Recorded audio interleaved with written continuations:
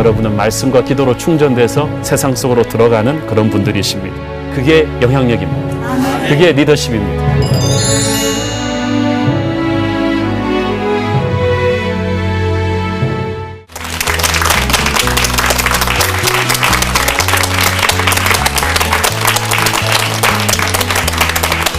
여러분 안녕하십니까? 한옥 목사입니다. 세상을 바꾸는 리더십, 참 말만 들어도 가슴이 설레는 그런 말이죠. 오늘은 그 7번째 시간으로 우리 팀 리더십에 대해서 함께 여러분과 함께 한번 나누어 보고자 합니다. 오래전에 케임브리지 대학교에서 아주 흥미로운 실험을 했습니다.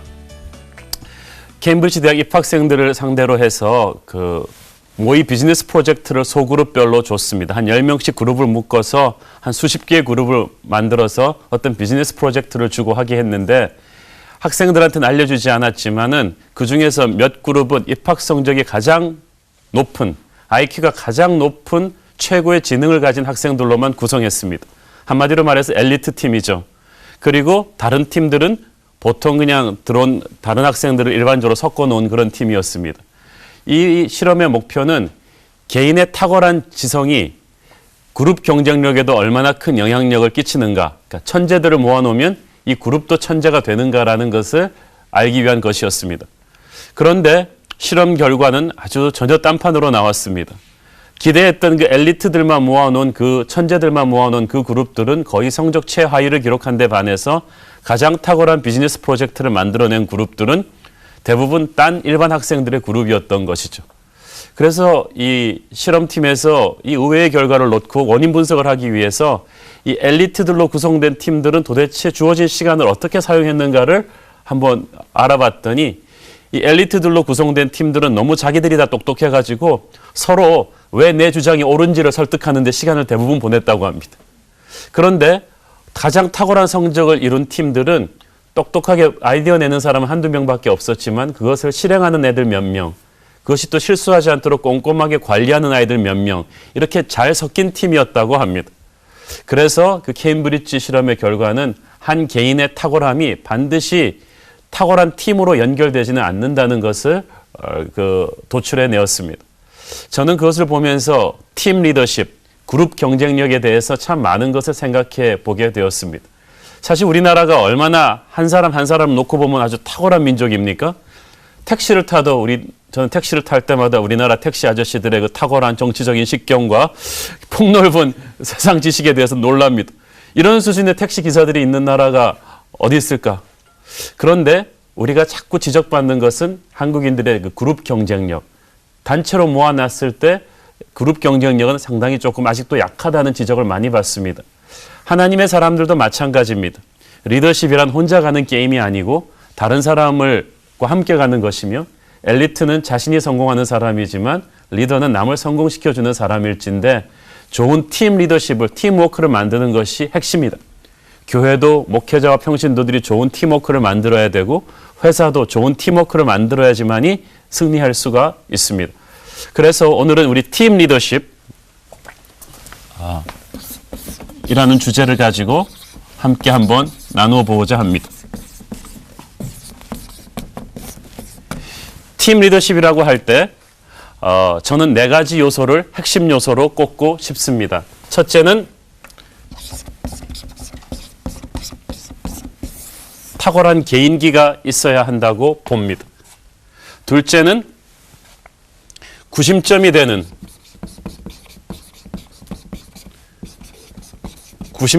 리더가 확실하게 서줘야 한다고 믿습니다.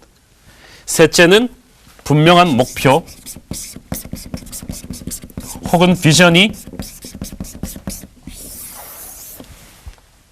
그 팀에 끌고 가야 한다고 믿습니다. 네 번째는 리더와 팀원들과 팀원들 사이에 그리고 이 팀과 외부의 그 고객들 사이의 그 커뮤니케이션, 소통이 확실해야 된다고 믿습니다. 저는 이 4가지 요소를 오늘 팀 리더십에 대한 핵심 아웃라인으로 잡고 싶은 것입니다. 첫 번째, 개인기에 대해서 한번 얘기를 나눠보고 싶어요. 팀워크에서 가장 중요한 것은 좀 역설적인 말이지만 개인기입니다. 아무리 뛰어난 감독이 있어도 일단 선수가 자기가 기본적인 실력과 개인 연습은 하고 나와야 됩니다. 감독은 팀워크를 맞춰주는 사람인데 골키퍼가 자기가 이렇게 다이빙하는 연습은 자기가 하고 나와야죠. 그러니까 합창단에서는 서로 소유를 조율해야 되는데 기본적인 소프라노, 알토, 테너, 베이스는 자기가 연습을 하고 나오지 않으면 다른 사람들의 소리에 적당히 묻어가려는 사람들은 그냥 도태되고 말 것입니다. 거대한 기업에 있다가 나와서 자기 사업 시작하는 분들 중에 망하는 분들의 대부분은 이런 착각을 했던 사람들입니다. 처음에 들어갈 때는 뛰어난 실력을 가지고 그 대기업에 입사했지만 있으면서 기업이 탁월한 것을 자신이 탁월한 걸로 착각한 거예요. 대기업에 있지만 자신의 실력을 키우고 그래서 자기의 지명도와 자기의 콘텐츠를 지속적으로 개발한 사람은 대기업에서 나와서 자기 작은 사업을 해도 잘할 수가 있지만 이 자기의 개인적인 책임, 자기 자신의 개인기를 다듬지 않은 사람은 나중에 팀에 큰 해를 끼치고 맙니다. 회사에서 이런 사람들이 구조조정 대상이 많이 되지 않습니까? 반드시 필요한 사람이 돼야 합니다. 이런 의미에서 저는 우리 크리스찬들이 세상을 살면서 가져야 될 이 전문가 정신. 많은 사람들이 술, 담배 때문에 크리스찬 직장인들이 세상에서 불이익을 당한다고 하지만 직접 제가 불신자 그 CEO들이나 그분들의 주위 동료들을 인터뷰해 보았을 때 그렇지가 않았습니다. 사실 술, 담배는 마이너 이슈고 그거는 큰 핵심 문제가 아니고 이 사람의 개인적인 전문성과 성실함과 대인관계 능력에서 떨어진 거예요. 그러니까 그때 불이익을 당한 거죠. 이런 의미에서 우리 크리스천들은 우리가 몸을 움직여서 하는 세상에서의 모든 일을 탁월한 책임감을 가지고 준비해야 합니다. 마이클 조던은 시카고 불스에 있었을 때 그 팀에서 가장 많은 연봉을 받는 세계 최고의 농구 스타였지만 다른 선수들이 단체 연습 끝내고 다 쉬러 갔을 때도 마이클 조던은 한두 시간씩 남아서 더 연습했다고 합니다. 가장 연습 안 해도 되는 사람이 가장 연습을 많이 한 거예요. 크리스천들도 이 개인기를 위해서 땀을 흘려야 합니다. 저는 세계적인 바이올리니스트 정경화 씨가 한국을 방문했을 때 제가 아는 지인이 그분과 친하기 때문에 가서 한번 그분을 만나러 갔다가 깜짝 놀랐다는 거예요. 지방 도시 한 10여 군데를 돌면서 빡빡한 스케줄로 공연을 하는데 그 세계적인 바이올리니스트가 매 공연을 할 때마다 하기 전날 호텔에서 새벽 1시까지 풀 리허설을 하더라는 거예요. 사실 카네기 홀에서 하는 것도 아니고 그 세계적인 바이올리니스트가 이미 곡은 다 외고 있을 것이고 거의 눈 감고 해도 할 수 있을 텐데 한국의 소도시에서 하는 공연도 그 전날 최고의 기량의 컨디션을 만들어 놓기 위해서 새벽 1시까지 땀을 흘리며 연습하는 걸 보고 저래서 세계적인 정경화가 태어나는 것이구나. 적당히 놀면서 가는 전문가는 아무도 없다는 것을 우리에게 보여줍니다. 저는 교회에서도 하나님의 사람들이 일을 할 때 목사님 은혜롭게 합시다 이런 말을 저는 제일 좀 싫습니다. 왜냐하면 은혜롭게 합시다는 말의 그 저변에는 무엇입니까? 성가대 연습 허겁지겁 받고 연습 못했지만 그냥 하나님의 은혜로 해서 하나님께 영광 은혜는 그럴 때 쓰는 말이 아니에요. 여러분이 시간 안 지키고 게을러서 펑크낸 이걸 가지고 하나님의 은혜라는 말을 쓰면 안 된다는 것입니다. 은혜는 나 같은 죄인을 살리신 그리스도의 보혈에 대한 나의 감격을 표현할 때 쓰는 말이지 나의 적당주의와 게으름주의를 가지고 은혜롭게 합시다는 말을 하면 안 됩니다. 크리스찬이 카센터를 하면 옆에 불교 신청하는 카센터보다 훨씬 일찍 열고 늦게 닫아야 하며 고객 서비스가 훨씬 좋아야 되고 그러니까 하루 종일 찬송가 틀어놓아서 그게 크리스찬 카센터가 아니에요. 찬송가 틀면서 고객 서비스를 나쁘게 하면은 그럼 찬송가 틀면 안 되죠. 찬송가를 틀었으면은 거기는 제일 친절해야 되고 제일 깨끗해야 되고 가장 탁월한 실력으로 차를 고쳐야 합니다. 그게 개인기죠. 저는 우리 크리스찬들이 한 사람 한 사람들이 세상에서 영향을 줄 때 안 해도 되는데 어떻게 이것까지 하나라는 말을 들을 정도로 자신에게 주어진 일을 정성을 다해서 열심히 할 수 있게 되기를 바랍니다. 저는 젊은이들한테 이걸 먼저 강조하고 싶어요. 이게 돼야 그 다음에 다른 모든 것을 할 수가 있습니다. 두 번째로 확실한 구심점이 되는 리더가 필요합니다. 영어로 포인트 퍼슨이라고 하는데 우리가 팀워크에 대해서 착각하기 쉬운 게 우리는 독재자의 반대는 팀워크이라고 생각하잖아요. 민주주의라고 생각하잖아요. 그렇지 않아요. 민주주의가 광야에서 금송아지 만들었거든요. 민주주의가 히틀러를 뽑았거든요. 무조건 우리는 민주주의가 아니라 신정주의, 하나님의 다스림을 믿는 사람들인데 그 중에서도 하나님께서는 사람을 통해서 일하십니다. 독재자는 아니지만 어떤 포인트 펄슨을 세우셔서 그 사람을 통해서 하나님의 사람들을 이끌고 가세요. 모세가 그랬고 다윗이 그랬습니다. 그런데 우리는 요즘 민주주의를 잘못 생각해서 이 구심점이 되는 리더를 자꾸 깎아내려요. 자꾸 기를 죽인단 말이에요. 그렇게 하면 안 됩니다. 이 포인트 펄슨이 중요성이 굉장히 중요한 것이 제가 옛날에 MBC 신우회를 한번 맡아서 몇 년 했던 적이 있는데 거기서 드라마 제작자들로부터 그 얘기를 들었어요. 드라마에서도 이렇게 허준이나 대장금 같은 큰 드라마가 있잖아요. 국민 드라마가 한번 텅 쳐주면 사실 제작비 자체는 손해지만은 그 드라마의 인기가 상승하면요. 그 앞뒤로 9시 뉴스, 밤 11시 쇼 프로그램까지 같이 뜬대요. 한 개가 하나를 성공시켜가지고 다른 걸 같이 확 끌고 올라가는 거예요.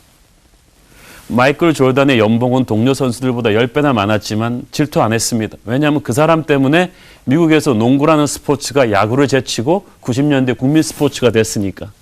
모든 농구 선수가 더 인정받고 월급도 더 높아지고 같이 성공했기 때문에 이 포인트 펄슨, 구심점이 되는 리더를 질투하고 깎아내릴 필요가 없었다는 거예요. 오늘날 우리 한국 사회에서는 너무 영웅을 안 만듭니다. 그래서 너무 많은 사람들을 깎아내려요. 존경하는 사람이 없잖아요. 그런데 미국이나 영국이나 유럽을 가보면은 사람 이름 따서, 아직도 살아있는 사람 이름 따서 도서관도 짓고 길도 내고 그런 경우를 굉장히 많이 봅니다. 그 사람들이 단점이 없을까요? 있어요. 그렇지만 존경할 만한, 사랑할 만한 사람이 있다는 것은 사회 분위기를 바꾸는 구심점이 되어주는 거예요. 그래서 이 구심점이 리더십이 중요한데 저는 이걸 또 오히려 비전 메이커라고 부르고도 싶어요. 모든 사람의 가슴에 우리는 밥 먹고 그냥 아침 8시 출근해서 저녁 7시 퇴근하는 그런 기계 같은 존재만이 아니라 우리는 땅을 밟고 살지만 하늘을 본다는, 별을 볼 수 있게 해주는, 더 큰 꿈을 보게 해주는, 도전적이고 뜻깊은 비전을 헌신시켜주는 이 비전 메이커예요. 이 구심점 리더는. 우리 일본 사람이지만 이런 유명한 비전 메이커 중에 하나가 사카모토 료마라는 사람입니다. 시바 료타오로라는 사람이 쓴 제국의 아침이라는 그 소설의 주인공으로 등장하는 인물인데 사카모토 료마는 비록 38살의 젊은 나이로 죽었지만 일본의 명치 유신을 가능케 한 아주 역사적인 인물입니다. 이 사카모토 료마는 자기도 무사 출신이었지만 처음에는 그 개화를 방대하다가 지금 그때 일본에서 19세기 중반에 어떤 게 있었냐면은 서구 문명이 물밀듯이 들어오면서 이 문명을 받아들이지 않은 개화파와 절대 받아들일 수 없는 수구파가 아주 팽팽하게 대립하고 있었어요. 그래서 양쪽이 서로 내전으로 갈 위험까지 벌이고 있었습니다. 가문들이 나누어서 이 수구파와 개화파가 이제 내전 준비를 하는데 양쪽에 무기를 대준 게 서구 열강들이에요, 오히려. 그렇게 해서 일본이 내전으로 약화되면 그대로 식민지화 해버리겠다는 계산이었죠. 이 사카모토 료마를 비롯한 몇몇 사람들이 이 위험을 곁도로 보고 이러다간 우리가 같이 죽겠다. 그래서 료마는 개화파였지만 목숨을 걸고 이 수구파를 찾아다니면서 설득을 합니다. 우리가 보복하지 않을 테니까 유신 정부를 만들어서 일본이 개화하자. 그렇게 해서 가문끼리의 그 원한 이런 것을 다 접게 하면서 마침내 수구파와 개화파가 역사적인 대통합을 이루면서 명치유신 새 내각을 탄생시키죠. 그래서 이제 새 내각이 탄생됐는데 내각 정부를 구성해야 될 거 아니겠어요? 그러니까 이 내각 정부를 구성하려고 장보했는데 이때부터가 힘들어요. 혁명을 성공시킨 다음에는 이 혁명의 이 밥상을 누가 먹느냐. 그래서 각 가문별로 내각의 어떤 위치에 우리 가문의 사람이 들어가느냐. 이걸 가지고 이제 잘못하면 제2의 전쟁이 날 수도 있는 아주 예민한 상황인데 그 바늘끝 같은 침묵을 깨고 사카모토 료마가 말합니다. 이거 너무 가문들 간의 이익이 충돌되니까 먼저 내가 가서 이 전체 큰 그림을 그려오면 어떠냐. 그 그림을 보고 여러분들이 다시 한번 검토해달라. 그랬더니 료마 선배라면 공정하니까 첫 안을 그려와라. 그래서 이 사카모토 료마가 올라가서 초기에 명치유신 내각을 딱 그림을 짜왔는데 그걸 보고 깜짝 놀랐어요. 거의 총리 대신이나 내무장관으로 가야 될 사카모토 료마 자신의 이름이 없는 거예요. 그리고 로마 가문의 인물도 없어요. 그러니까 사람들이 깜짝 놀랐어요. 왜 로마 선배 이름은 없냐? 그랬더니 사카모토 료마가 나 이제 유신 정부가 들어섰는데 정치는 너희들이 다 할 수 있지 않냐? 나는 더 큰 일을 하고 싶다. 그랬더니 아니 명치유신의 내각이 대신이 되는 거 외에 더 큰 일이 뭐가 있냐? 그랬더니 여러분도 알다시피 일본은 사방이 바다로 둘러싸인 해운 국가다.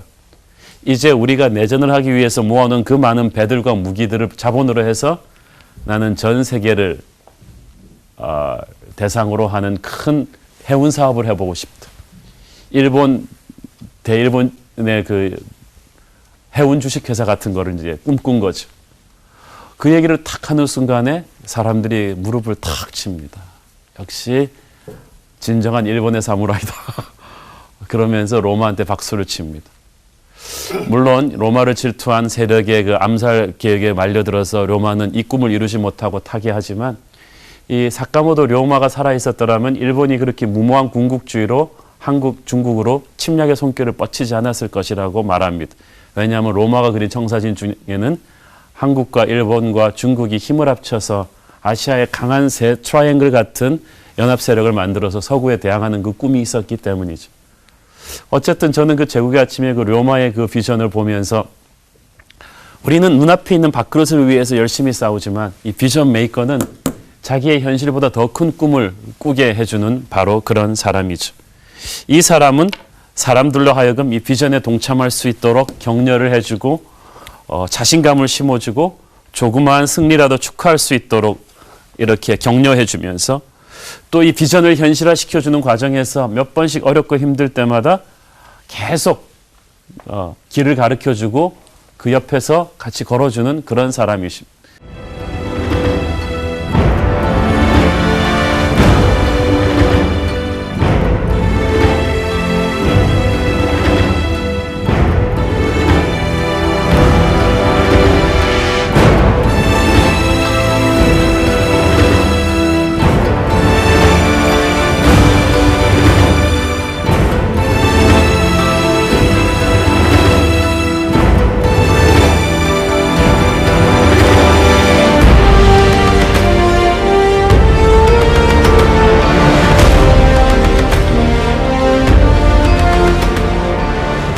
미국에서 저는 이 비전 메이커의 또 이런 살아있는 본보기를 든다면 미국 디트로이트시에 위치한 이 포커스 호프라는 이 단체가 있어요.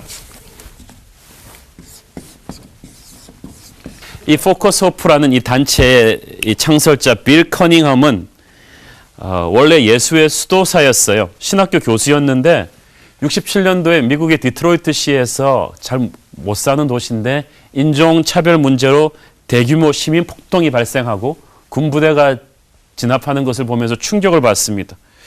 그것은 디트로이트의 그 소망 없는 흑인 빈민가를 보면서 느낀 충격이었죠. 그래서 이 빌 커닝엄은 내가 신학교에서 맨날 공부만 가르쳐서 되겠는가 그러면서 이 포커스 호프를 창설하게 되었는데 처음에 이 목표는 가난한 빈민가의 어머니들과 아기들이 영양실조에 걸려 죽는 사람들이 많았대요. 미국에서도 60년도에. 그래서 3살 때까지 애가 우유를 제대로 못 먹으면 평생 브레인 데미지를 가지고 뇌가 손상돼서 살아나는 사람들이 많았답니다. 그래서 빌 커닝엄은 이 아이들한테 우유를 제대로 먹이는 프로그램을 시작하게 됐는데 이 아이들한테 우유를 공급하는 일을 하다가 나중에 보니까 이 문제는 그냥 빙산의 일각일 뿐이라는 걸 알게 됐어요. 애들이 왜 우유를 못 먹느냐 하니까 부모가 돈이 없어요. 왜 부모가 돈이 없냐 그러니까 이 빈민가의 흑인들은 배운 기술이 없어서 직장을 못 구하는 거예요. 근데 그 당시만 해도 디트로이트의 가장 확실한 직장은 자동차 회사들 뿐이었거든요. 요즘은 아니지만. 그래서 이 빌 커닝엄은 이 빈민가의 사람들을 자동차 회사에 취직할 수 있는 기계공으로 공부를 시켜야겠다는 생각을 그때 하게 된 것입니다. 그래서 이 빈민가에서 모집한 사람들을 놓고 공부를 시키려 보니까 고등학교도 제대로 못 나와갖고 기본적인 읽기와 산수부터 안 되거든요. 그래서 속성 훈련 프로그램을 통해서 산수와 언어 능력을 7주 안에 증가시키는 프로그램을 만들고 그것을 통과하고 나면 정식 기계공 훈련 학교에 입학을 시키는데 이것이 포커스 호프 센터예요. 여기서 나오는 부품들이 너무나 탁월해가지고 디트로이트를 비롯한 미국의 전 자동차 회사들이 이 부품을 구입하기 시작했습니다. 처음에는 동정심에서 해줬다가 나중에는 이 제품이 너무 좋으니까 믿고 맡기게 된 거죠. 나중에는 90년대에 가서는 6개 미국의 종합대학과 협력한 고급 기술 훈련원까지 만들어가지고 산학 협력 체제를 구축하면서 대학과 기업을 연결시켜서 이 빈민가의 청년들을 공부시켜가지고 기계공으로 돌리는 그 프로그램을 만들어 놓습니다. 이 빌 커닝ham이 가장 힘들었던 것은 이 흑인들의 자기는 개보다도 못하다는 인종차별 당해오면서 가져온 이 노예근성을 버리게 하는 것이었다고 합니다. 그러면서 이 커닝ham은 계속 그 얘기를 합니다. 나는 너희들을 동정하는 것이 아니다. 나는 너희들이 생계 유지하게 하는 것이 목적이 아니다. 너희들이 만든 제품은 세계적인 제품이 되어서 너희들이 만든 제품이 메이드 인 USA 딱지를 띄고 나가면 전 세계가 감동할 그런 제품이 될 것이고 너희들이야말로 미국의 새로운 르네상스를 가져올 엔지니어들이 될 것이다. 라는 꿈을 계속 그 60년대에 천시받던 흑인들한테 계속 꿈을 불어넣어 주었던 것입니다. 그래서 커닝ham은 그렇게 비전을 주었지만 무섭게 이 디서플린을 세웠습니다. 아침 8시까지 컴퓨터에 출근해서 애들이 로그인하면서 공부 안 하면은 가차없이 퇴학시켰습니다. 이런 쓸데없는 동정 때문에 사람 흑인들을 괜찮다 그러주는 것이 오히려 이 사람들을 망친다는 것입니다. 너희들이 세상에 나가서 인종차별을 욕하기 전에 인종차별을 당하지 않는 백인보다 더 뛰어난 책임감을 가진 인간이 되어라. 이것을 끊임없이 그들에게 강조해 준 것입니다. 누구도 뒤처진 시점에서 불리한 싸움을 시작한 너희들을 도와줄 수는 없다. 그런 나태한 자세로 이 무서운 세상에 살아남을 수는 없다. 그것을 끊임없이 격려해서 이 빌 커닝ham과 이 포커스 호프는 이 디트로이트의 희망으로 떠오르면서 수많은 흑인들이 뛰어난 기계공 엔지니어로 자리 잡게 하는 거대한 프로젝트를 실천하고 만 것입니다. 저는 이런 의미에서 어느 단체, 어느 조직이든지 간에 하나님께서는 구심점이 되는 리더를 주시는데 이 리더를 축복하고 격려하고 영으로 만들어줘야 합니다. 여러분이 그 리더라면 사명감을 가지고 뛰시고 여러분 주위에 그런 리더가 있다면 그 사람을 중심으로 똘똘 뭉쳐서 이 꿈을 이룰 수 있는 팀 리더십을 만들어야 됩니다. 세 번째로 중요한 것이 분명한 목표와 비전을 세우는 것입니다. 뛰어난 개인기와 뛰어난 리더가 있어도 그 단체가 가야 될 확실한 꿈이, 비전이, 목표가 불타고 있지 않는다면은 별로 미래가 없다고 봐야겠죠. 1960년대 초반에 미국의 존 F 케네디 대통령이 아주 황당한 꿈을 발표했죠.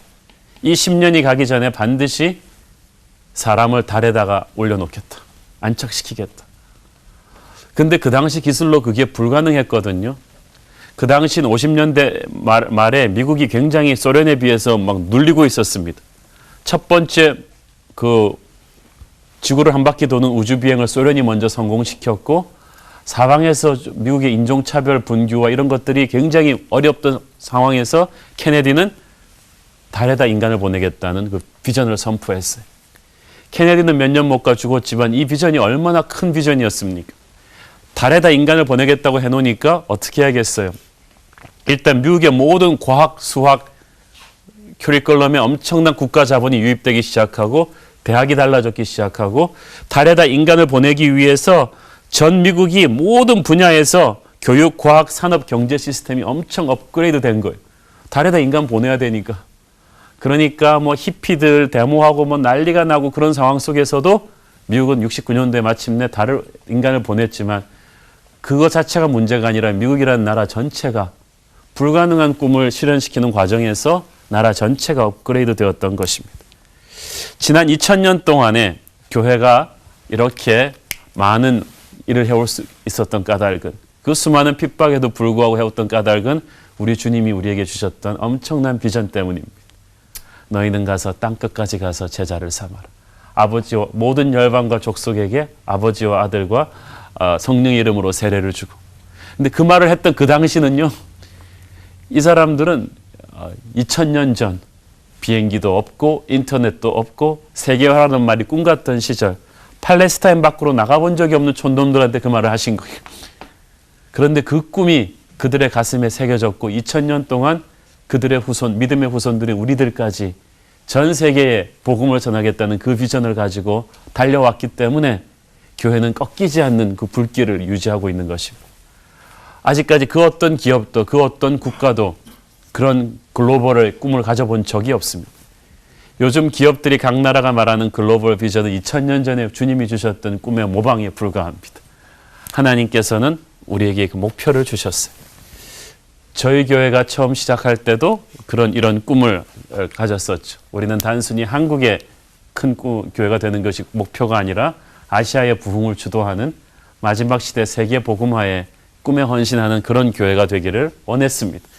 이 비전을 가지고 나갈 때 하나님께서는 우리에게 새로운 부흥을 주시는 거예요. 저는 여러분의 가슴에 비전이 있게 되기를 바랍니다. 어떤 조직을 만들어도 분명한 하나님이 주신 꿈을 갖고 있는 게 굉장히 중요합니다. 그냥 나 건강해지고 싶어 라는 사람이랑 10년 내에 중앙일보 마라톤 10위권에 들겠다는 목표를 세운 사람과는 사는 게 달라질 수밖에 없습니다. 꿈은 구체적인 것이어야 하며 정확하게 하나님이 주신 확신을 가지고 나가는 그런 것이어야 합니다. 이 꿈을 계속 꿔야 돼요. 가난하고 힘들 때도요, 이 꿈을 계속 꿔야 합니다. 빌 하이버스가 지금은 시카고에서 3만 명이 가까운 세계적인 영향력을 끼치는 대형교회를 만들었지만 처음에 70년대 중반에 극장 하나 빌려서 교회 시작할 때는요, 매주일 돈이 없어가지고 교회 스태프들이 집집마다 다니면서 토마토 팔아야 됐대요. 근데 그 가난하던 시절에도 없는 돈 다 빌려가지고 교회 스태프 40명이 돈을 만들어가지고 수종교회, 그 당시 미국에서 제일 크던 수종교회 LA로 날라와서 그 수종교회 목사님의 처음 시작하던 때의 꿈을 듣고 설교를 들으며 그 수종교회 그 기둥을 만져보며 하나님 우리에게도 다음 세대의 수종교회가 될 수 있는 그런 능력을 주세요. 라는 거를 토마토 팔아서 한 줄씩 연명하던 그 교회 초창기 멤버들이 꿈을 나누었다는 거예요. 가난해도 그런 꿈을 가졌던 그 사람들이 지금 30여 년이 지나 미국을 비롯한 전 세계에 영향력을 주고 있는 윌로크릭을 만들었습니다. 여러분의 아이를 키울 때도 마찬가지입니다. 단순히 어느 대학 들어가라, 명문대학 들어가라 그게 아니라 이 아이를 통해 이루신 하나님의 큰 꿈 얘기를 계속하는 거예요. 꿈이 있다면 우리는 결코 망하지 않습니다. 여러분의 조직에서 분명한 이 목표 얼마나 중요합니다. 마지막으로 활발한 커뮤니케이션. 커뮤니케이션은 굉장히 중요해요. 이는 사람 인자의 두의 변을 쓰잖아요. 커뮤니케이션이랑은 혼자 전화란 건 말이죠. 내가 아무리 좋은 거 갖고 있어도 소용없어요. 상대편도 그 정도 전화를 갖고 있어야 돼요. 내 전화만 화상통화 되면 뭐예요? 상대편 팀이 안 되는데. 내 쪽만 컬러로 보이면 뭐예요? 저쪽이 안 보이는데. 서로가 가지고 있어야 되는 시대가 됐어요. 이제 이 시대는 이 페이스북이나 트위터의 이 파워는 무엇입니까? 서로 소통하고자 하는 이제 프라이버시 시대에서 완전히 서로 소통하는 소셜 네트워킹 시스템은 기술의 문제가 아니라 문화의 문제예요. 문화의 문제가 아니라 한 걸음 더 들어가서 인간 가슴 속에 있는 서로 대화하고 싶은, 인간은 서로 사랑해야 돼요. 서로 대화해야 돼요. 하나님께서 그렇게 만들어 놓으셨어요. 혼자 살 수 없어요. 하나님이 인간과 대화했고 하나님과 대화한 인간은 서로와 대화하게 되어 있습니다. 살아있는 조직은 커뮤니케이션이 살아있는 조직입니다. 정보화 시대는 개인과 개인, 국가와 국가 간의 커뮤니케이션이 살아있는데 살아 움직이는 조직을 제가 딱 가서 미국의 그 존 디오라는 실리콘밸리의 유명한 벤처 자본 투자 회사의 사장은 이 사람은 어떤 벤처 회사가 되고 안 될지를 딱 분별해서 투자를 결정하는 거예요. 실리콘밸리의 가장 큰 손 중에 하나이기 때문에 벤처 회사들이 이 사람한테 잘 보이려고 난리를 칩니다. 그러면 벤처 회사들이 와서 간부들이 와서 프레젠테이션을 하면 밑에 부하들은 딴 거 듣고 있는데 이 존 디오는 투자 여부를 결정할 때 보는 게 있다고 합니다. 이 CEO랑 그 자기 팀들이 와가지고 어떤 재물을 받고 서로 대화하는 걸 보고 결정한대. 그 조직이 얼마나 살아있는 대화를 하는가를 보고 이 조직의 미래의 가능성을 판단한다는 거예요. 그런데 살아있는 교회, 살아있는 조직을 가보면 이 커뮤니케이션이 확실합니다. 이 커뮤니케이션의 첫 번째는 칭찬을 나누는 겁니다. 하나님의 살아있는 조직은요, 서로 칭찬을 잘해주는데 이게 입에 발린 칭찬이 아니고 타이밍이 아주 정확한 서로를 향한 격려예요. 제가 80년대 말, 90년대 초반에 미국에서 자마라는 큰 영적 대각성 운동을 할 때 제가 앞에서 그 PD를 보면서 프로그램을 진행한 적이 있었는데 제 옆에 미국에서 가장 유명한 캠퍼스 스피커였던 조시 맥다웰이 앉아 있었고 그 옆에 지금 타계하신 CCC의 총재였던 빌 브라이트 박사가 앉아 계셨어요. 조시 맥다웰이 올라가서 설교를 굉장히 잘했어요. 그랬더니 빌 브라이트랑 30년 친구잖아요. 옆에서 열심히 적는 거예요. 설교 노트를 적나 싶었더니 아니에요. 내려오는데 딱 그 노트를 보여주는 거죠. 조시한테. 조시 맥다웰이 그걸 탁 보더니 눈에 눈물이 글썽해서 땡큐 그러면서 빌 브라이트를 서로 안아주는 거예요. 앉는 도중에 그 메모지가 떨어져가지고 제가 봤어요. 뭐라고 썼나. 그랬더니 빌 브라이트이 쓴 것은 조시, 당신이 세계적인 스피커인 것은 알았지만 지금 이 시점에 이 젊은이들에게 꼭 필요한 말씀을 당신은 지금 던지고 있다. 당신이 너무 자랑스럽다. 이 순간에 당신은 수많은 사람들의 영혼을 바꾸고 있다. 이 칭찬을 쫙 그때 쓴 거예요. 30년 된 친구가 새삼스럽게. 저는 그것을 보면서 이것이 바로 이 팀 리더십의 파워구나. 우리는 남새스러워서 그런 거 잘 안 하잖아요. 근데 남새스럽더라도 그렇게 하십시오.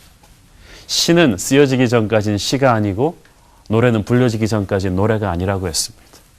우리 한국 사람들이 마음은 있어도 이 표현을 잘 못하는데 칭찬을 나눠야 됩니다.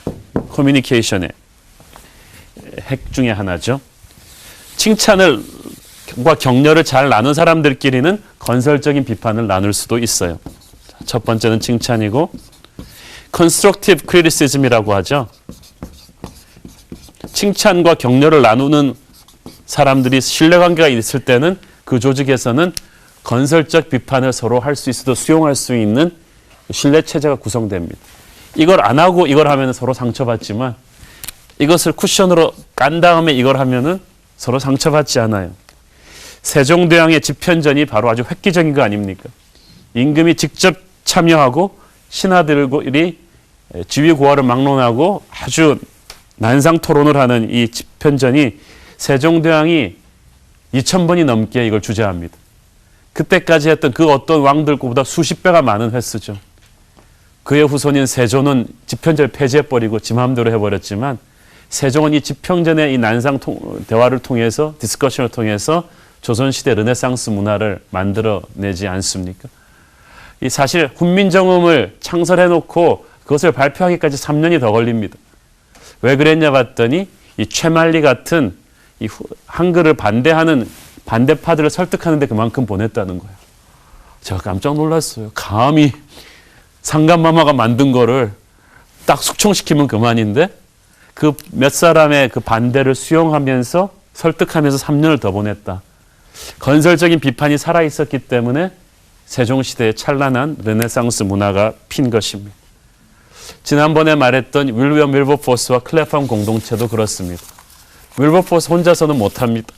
그들이 서로 믿음의 건설적인 비판과 칭찬을 서로 나눠주었기 때문에 그들이 세상을 변화시킬 수 있었던 능력을 가진 것이죠.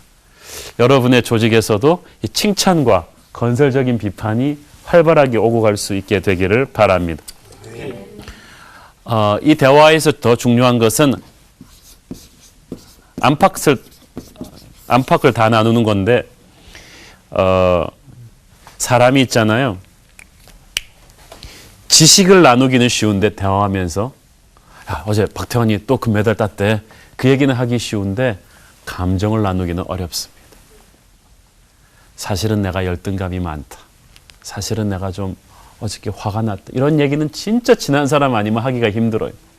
그런데 그 레벨까지 가야 진짜 커뮤니케이션이죠. 지식을 나누는 사람은 우리는 속으로 어떻게 생각합니까? 잘났구만. 감정을 나눠주는 사람은 고맙게 생각합니다. 스펙을 자랑하는 사람은 속에서 너 잘났다 그러고 있지만 자기 스토리를 진솔하게 나누는 사람한테는 공감대가 형성이 돼요.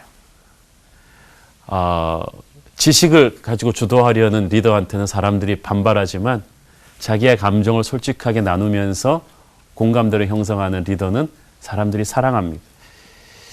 업적을 나누기는 쉽지만 인격까지 터치하기는 어렵습니다. 일 얘기는 하기 쉽지만 관계까지 들어가기는 어렵습니다. 표현을 우리는 중시하지만 내용이 중요해요. 사실 말 잘하다가 이제 중요한 게 아니라 그 말을 가지고 무슨 말을 할 것인가 그게 중요하잖아요. 이제는 HD 화질이 있는 거라 그래서 이게 되는 게 아니고 HD 화질로 뭘 볼 것인가가 중요합니다. 이제 갈수록 내용이 중요한 시대가 되었어요. 그래서 여러분이 대화를 할 때 진실하셔야 됩니다. 안팎을 다 나누는 거죠. 우리의 대화는 아주 지속적이고 다양한 채널을 통해서 계속돼야 됩니다. 이 인텔의 회장이었던 앤디 그로브 같은 경우는 제가 이 사무실 인터뷰 찍어보고 깜짝 놀랐어요. 그냥 직원들 사이에 코너에 하나의 회장 데스크예요. 회장 그 임원들 식당이 따로 없어요. HP의 피오리나 같은 전 회장은 그냥 완전히 아방궁같이 식당을 만들어 놓고 자기는 내려오지도 않았는데 인텔의 앤디 그로브는 계속 그냥 데스크도 그랬지만 식당도 항상 직원 식당에서 같이 먹어요. 그 이유 중에 하나가 그렇지 않고는 회장인 자기가 언제 사원들의 소리를 들어볼 시간이 있느냐는 것입니다. 장군들에게 있어서 가장 무서운 것은 현장에서 떨어진 데스크에서 문제를 결정하는 것이라고 합니다. 그러므로 가장 용맹한 뛰어난 장군은 항상 현장에 나가 있듯이 이 리더도 마찬가지입니다. 현장의 소리를 밟아야 합니다. 교인과 만나지 않는 목사가 타락하듯이 현장을 밟지 않는 장군이 타락하듯이 필드에서 끊임없이 사람들과 다양하고 지속적인 대화를 계속 해야 되는 거예요. 저는 이걸 굉장히 많이 절감을 합니다. 우리가 그렇게 살아있는 대화를 계속하지 않으면은 조직은 무너지고 만다는 거예요. 저는 아까 말씀드렸던 윌로 크리크 교회의 그 팀 리더십에 대해서 참 저는 그분들한테 개인적으로 아는 분들도 많고 그래서 참 많이 배웠는데 이 네 가지 요소, 개인기, 구심점이 되는 리더, 확실한 목표와 비전, 커뮤니케이션 이 네 가지 요소가 참 잘 갖춰진 팀이라고 생각합니다. 이 빌 하일브스라는 사람이 그 담임 목사였지만 리 스트로벨이라는 또 부목사가 있었습니다. 그 사람은 언론인 출신의 아주 말 잘하는 기자 출신이었는데 부목사가 됐는데 이 사람한테 처음 전도 설교를 시킬 때 빌 하일브스가 그냥 설교만 시킨 게 아니고 일주일에 5시간이 넘도록 설교 원고를 갖고 오면 같이 이걸 토론을 해줬대요. 설교 끝나고 나면 그 다음 주에 잘한 건 잘했다 칭찬해주고 못한 건 못했다고 다듬어주고 이거를 2년을 공을 들여줬다는 거예요. 그 빌 하일브스 나중 말을 들어보니까 I wanted to make him a star. 일을 시켰기 때문에 반드시 거기서 스타가 되게 만들어주고 싶었다는 겁니다. 보통 보스들이 안 그러잖아요. 자기보다 잘하는 사람 설교를 안 시키거나 못하는 사람을 시켜놓고 거봐 역시 부목사는 안 돼 이럴 텐데 이 빌 하일버스는 이 사람의 잠재력을 보고 설교를 시키면서 계속해서 커뮤니케이션을 해가지고 이 사람을 전도 설교자로 세워줬어요. 왜냐하면 이 시카고 그 교회의 목적이 잃어버린 영혼들을 주님께로 돌아오게 하자는 구도자 교회의 그 비전이 확실했거든요. 그러니 그 비전을 위해서 빌 하일버스가 구심점이 된 것인데 그러기 위해서 잃어버린 영혼들이 주님께 돌아오게 하기 위해서 우리 교회 스텝 한 사람 한 사람들은 가장 탁월한 개인기를 가진 사람들로 모은다. 모아놓고 어떻게 하느냐? 커뮤니케이션을 하는 거예요. 담임 목사가 부목사랑 일주일에 5시간이 넘게 설교 얘기를 하면서 토론을 하면서 끊임없이 대화해서 실력을 업그레이드 시켜 가는 거죠. 이 중에 낸시 비치라는 여자 예배 디렉터가 있는데 이 아줌마는 사실 그 당시만 해도 미국에서 여자 리더를 세운다는 것이 쉽지 않던 때입니다. 편견이 심하던 때인데 빌 하일버스가 이 낸시 비치를 과감하게 여성 예배 디렉터로 세웁니다. 이 낸시 비치는 윌러 크릭의 예배 기획은요, 그 드라마나 사운드 시스템 한 전체 기획은 거의 헐리우드의 쇼에 뒤지지 않는다는 그런 탁월한 기획력을 인정받는데 초창기 윌러 크릭 멤버였다가 교회를 분열시키고 나간 세력의 추종자 중에 한 명이었어요. 근데 그 사람을 용서하고 다시 받아준 거예요. 그리고 여성에 대한 리더십이 편견이 심했을 때 빌 할버스가 격려해서 세웠죠. 그렇게 해서 세운 리더들이 많더라고요.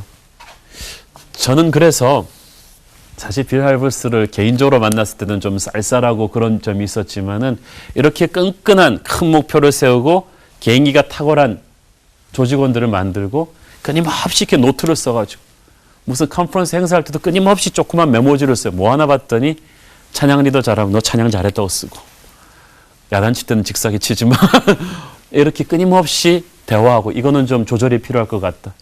끊임없이 대화하면서 그 큰 비전을 세우고 탁월한 개인기가 있는 사람들을 격려하면서 나가는 그런 팀 리더십을 보여준 것입니다.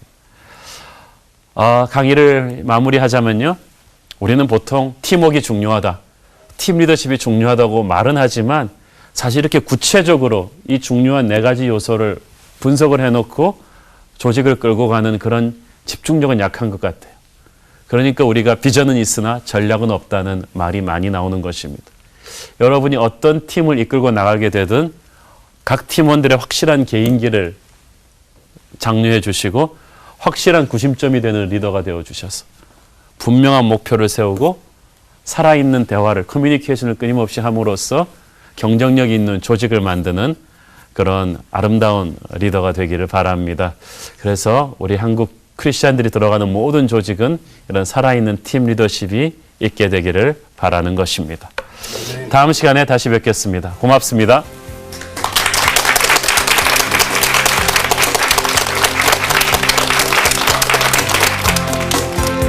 리더십이란 혼자 가는 게임이 아니고 다른 사람과 함께 가는 것이며 엘리트는 자신이 성공하는 사람이지만 리더는 남을 성공시켜주는 사람일진데 좋은 팀 리더십을 팀워크를 만드는 것이 핵심이다.